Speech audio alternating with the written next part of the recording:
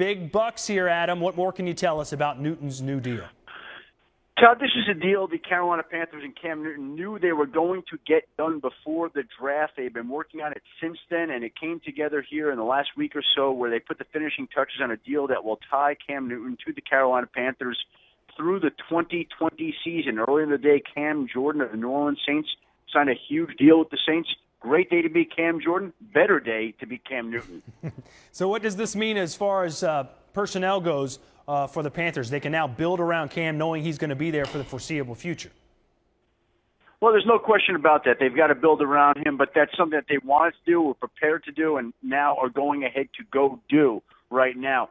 Obviously, you're allocating a tremendous amount of salary cap space to the quarterback, but he's a quarterback that they believe in, that they want to have around. He's taken them to the NFC South title in each of the last 2 years.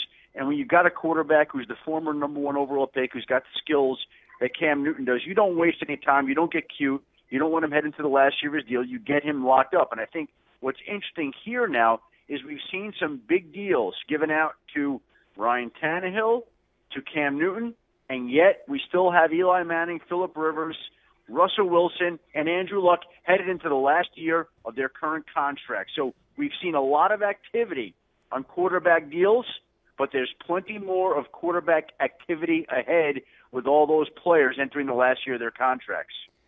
Adam, as you know, no one gets hit more at the quarterback position than Cam Newton does. How much concern was there from perhaps Cam and his agent to the Panthers about improving his protection? Listen, you're a quarterback, but you're always aware that Cam Newton wanted to get paid. His time had come. And when you're talking about getting paid, you're not concerned about the protection. He'll deal with that. He's played through injuries. He's had injuries that have nagged him for quite some time, that have hurt him more than he let on, that have affected his play probably more than he let on. And Carolina's offensive line certainly needs to be upgraded and improved. It's something they're working on, but there's only so much you can do in this day and age where there's a salary cap. When you decide to devote this much of the salary cap to one player, which you have to do in this day and age, then obviously there are other positions that take a hit, and Cam will take the hit for the Panthers, taking the hit elsewhere.